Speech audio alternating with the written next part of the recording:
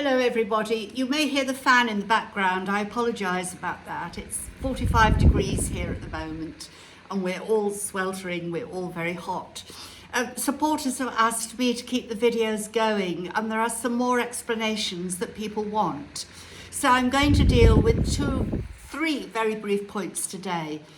First of all, I want to wish everyone in the Muslim world a very happy Eid. It is Eid tomorrow. It is the huge celebration of the whole year, and the effect it has on us here at the Refuge is considerable because it is a national holiday, and we lose our builders, we lose our gardeners.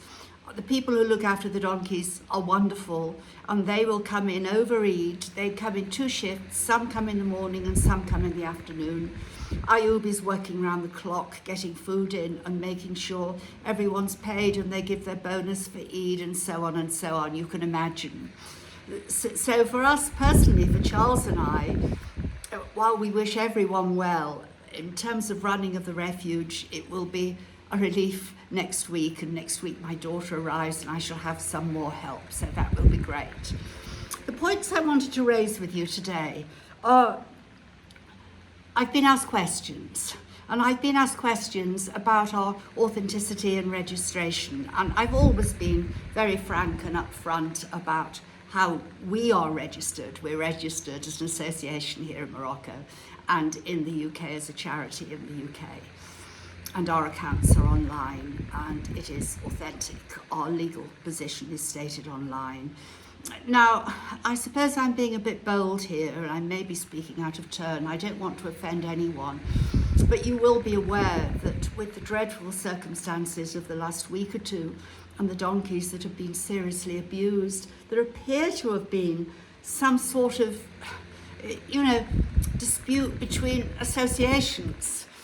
We have been here a long time and hopefully we have never turned an animal away. Sometimes we can't travel the whole distance and we ask people to help to get an animal here. But it seems to me that what appears to be happening is that associations that already took dogs are now looking to perhaps take donkeys. Perhaps they think there is more scope if you take donkeys in terms of donations, etc., etc. I would want to disillusion them immediately because, of course, to look after equines is a hugely expensive task.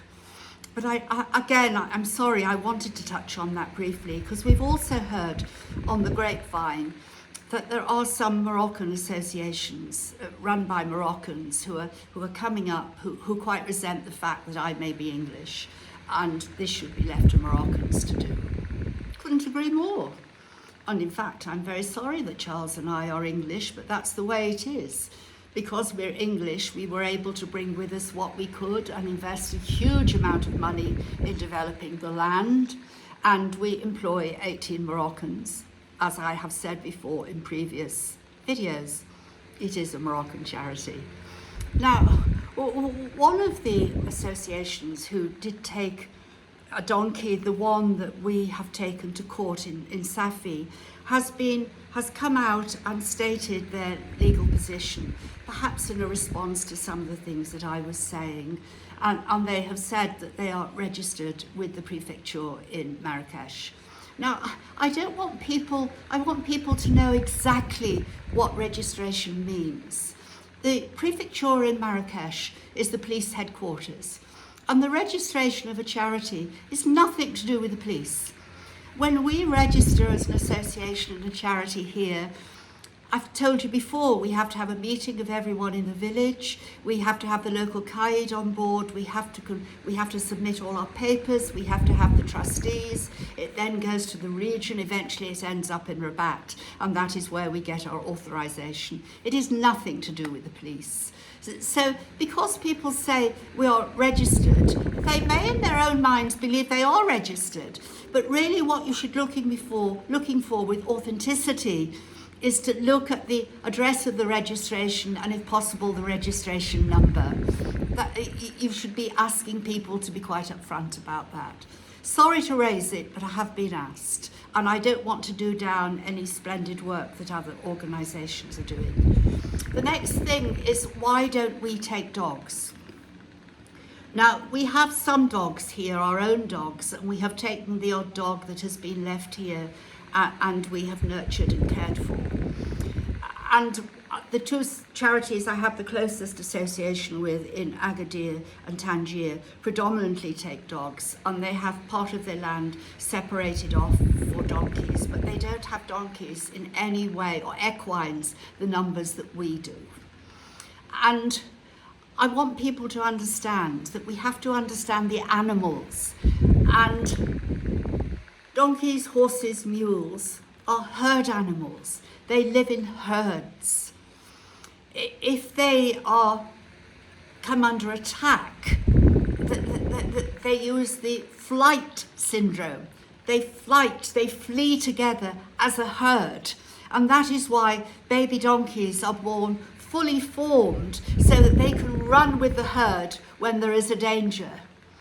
Dogs, on the other hand, are pack animals. They hunt in packs, and they don't flight, they fight. And if a puppy is born, a litter of puppies in the wild, they are born when they're not fully formed, that they're left in a cave and the mother can continue to go out to hunt because she doesn't have the time to nurture those puppies to full adulthood as indeed a donkey does. They have to get back hunting and they bring the food back to feed the puppies. Now, I think that can be verified by looking up various sites on flight and fight animals. But the reality is, for us at a refuge such as this, we would have to have equines and dogs well separated, because if the dogs got out, they would form a pack and they would hunt the donkeys. And because we have big herds, the donkeys often run as a herd, and it is just far too dangerous. I admire hugely the people who have both, like Sally and Michelle, but they would be the first to say they don't have the number of donkeys that we do, and we have specialised in the care of equines, and that is where we are developing the skills, and the staff are developing the skills. So I sometimes see that someone will take a donkey in and it's quite badly injured. It has to be taken to the vet. The vet has to be called immediately. Here, our vet has passed on the skills to such an extent that if an injured animal comes in, my staff here can administer that immediate treatment, often on the telephone to the vet, but that they can lance abscesses, they can drain abscesses, they can give intravenous fluids. That's often very necessary, particularly in this heat. And that is how we've developed. We are not anti-dog. Nothing could be further from the truth. And I admire the people who specialise in looking after dogs hugely. But I saw recently that someone who has a very good registered charity here in Morocco and does a lot of splendid work with dogs is hoping to expand and take equines. I would say, think very carefully about it. And then finally, on that point, to care for equines, we have to have huge amounts of water. We are very fortunate in the well that we have. We have a very deep well, 240 meters deep, and we have good access to water. But with equines, the stables have to be cleaned every day. The horses must be kept in separate stables. The building is ongoing. The infrastructure is huge. And then the final point I'd like to raise with you is one about accessibility. You can read online about various associations and all the work they do and how skilled they are, and they will say they are able to care for these animals. I hope that's correct, and I support everyone that does. But we have learnt over the years that we have huge support because we are accessible to the public. We are open 7 days a week from morning till night. We hope people don't come after 5 o'clock, but if they do, they're very welcome. And people will turn up unannounced and they can see the work we do.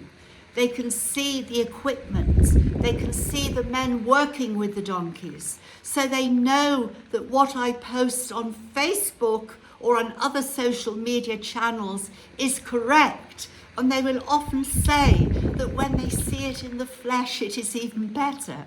So I think accessibility is crucial.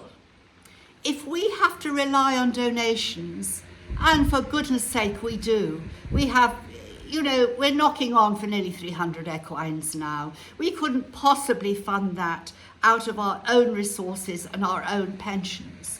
We take nothing from the charity ourselves, Charles and I, but we do depend on public donations. And if we do that, you are entitled as the public to treat this as a public place and be able to visit the refuge. Final point, but I think that takes me on to 4, but it's worth mentioning now while it's in my mind. You know that I told everybody we've raised a fantastic petition, thank you, and we have wonderful letters to go to the King because local officials tried to stop our building. And they served the notice on Charles because Charles owns the land. What they failed to recognise is that Charles rents the land to the charity for a nominal fee because we were advised not to give the land to the charity because if we died, trustees would be able to sell it. So we have to keep hold of the ownership of the land, but it is let to them on a 99-year lease. And we hope that will see the need of donkeys through in Marrakesh.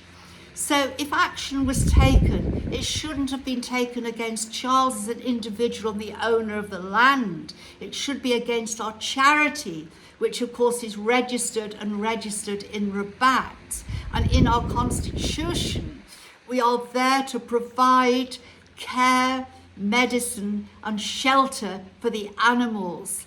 That is why it's going to be an issue for the Minister of the Interior, and we hope very much for the King. You will see that I posted on our site just a moment or 2 ago today a wonderful picture of Hassan II, our last king, the father of Mohammed VI, with his little baby daughter riding a donkey close to the Palais Royal. I promise you there is an affinity between the royal family in Morocco and animals. And on that happy note, I will say goodbye for now.